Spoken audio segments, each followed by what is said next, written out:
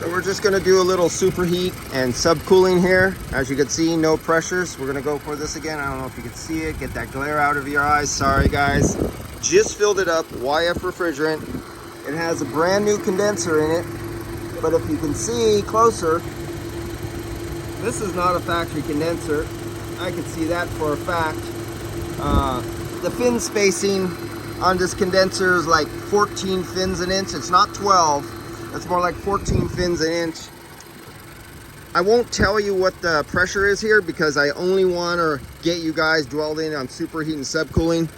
But a bad condenser from an aftermarket manufacturer can affect this and can really affect this when it really messes up on how much refrigerant it was required to have with an OEM condenser compared to how much refrigerant it should have when it's a real bad aftermarket condenser. So this one right here,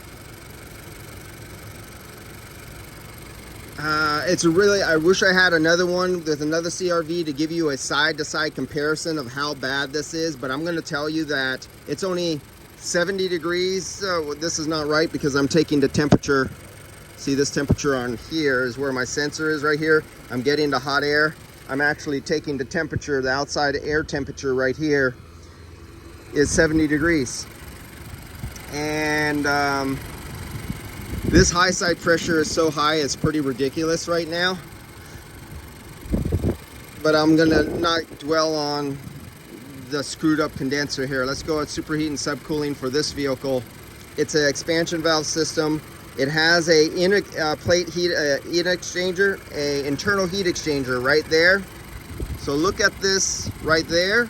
And I'm gonna take that liquid line and I'm gonna put it at the liquid line before it went into the heat exchanger. And I'm gonna take the vapor line temperature sensor and I'm gonna put it right here after. You know, it's before and after kind of deal. So let's look at this 23 and 34. Let's see what it does. It's a very low load today because it's only 70 degrees. There I am. I am now on the liquid line before the exchanger. And let's get it over here. Let's get it right by the pressure sensor, so because that's what it goes off of. To get your superheat and subcooling, it goes off the pressure. So this is what it is after. Not much, well, a little bit difference on the superheat. Subcooling, because that's where it should make the biggest difference. It will pick up some heat from the liquid on the subcooling, on the superheat side too, and on the subcooling. This is before the temperature has been dropped. Where I'm taking the temperature at right there, right here is right out of the condenser. 24.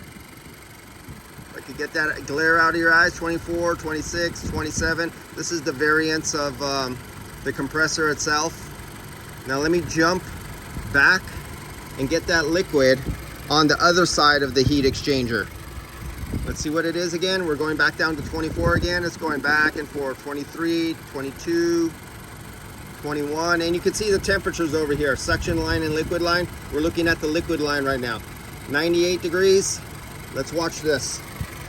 I'm going to take it off this liquid line and we're going to move it back over here. There we go. We're right there. Now we're taking the temperature for subcooling there. And you see it drop a few degrees. And you see our subcooling go up. Okay, that's enough for now because I don't have time for any more. Another one of my shops might be biting the dust within the next year. I don't know how much money they have back on. It used to be one of my good shops. They changed over management. They changed over pay rate style. And they've nearly lost all their good old technicians. It's a mechanical shop.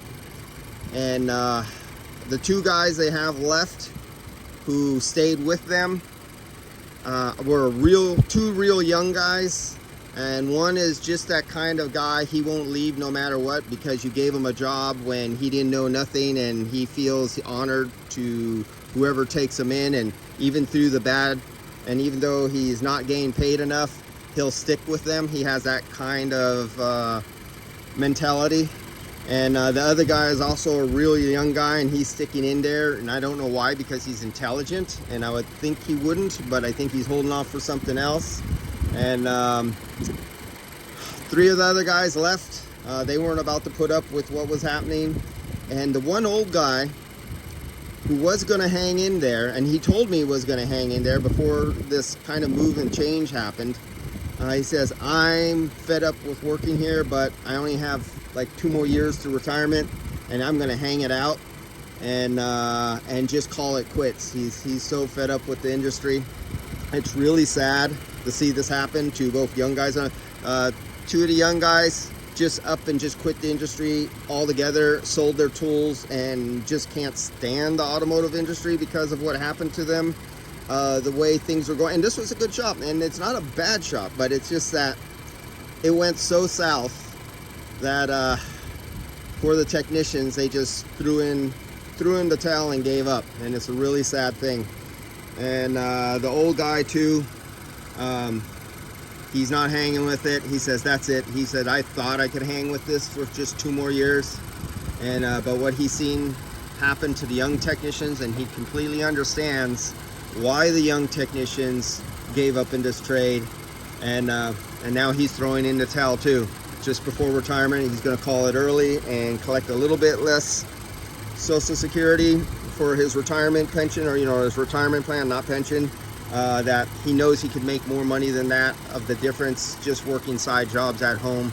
It's just not worth hanging in those last 2 years to get your full retirement benefit.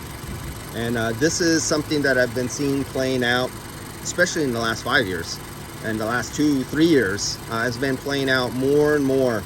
And unfortunately, many of the shop owners, since they're nice and comfortable, so yeah, that's great, they just haven't a clue and don't understand the different financial times of today than what it was a decade or 3 decades ago. And they're just completely clueless. And unfortunately, many of these ones where this is happening, it's usually the same MO. An owner who's not there, or an owner who actually cannot perform the tasks that they're asking the guys. They cannot even train their guys. And this is just repeating too much, too fast in the future, in this just recent history. And I'm seeing it firsthand, shop after shop, guys completely leaving the trade, and this is a really, really sad situation. But not much we can do about it. All right, guys, I'll see you later. I hope you got something off this, and you guys can only help yourself, you young guys in the trade.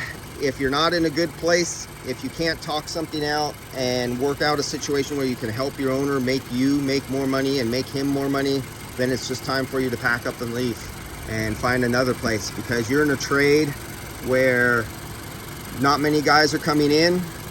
And if a gun was held to many of the owners' head and they were told to go out there in the shop and diagnose and fix it, even if they had a gun to their head, they couldn't.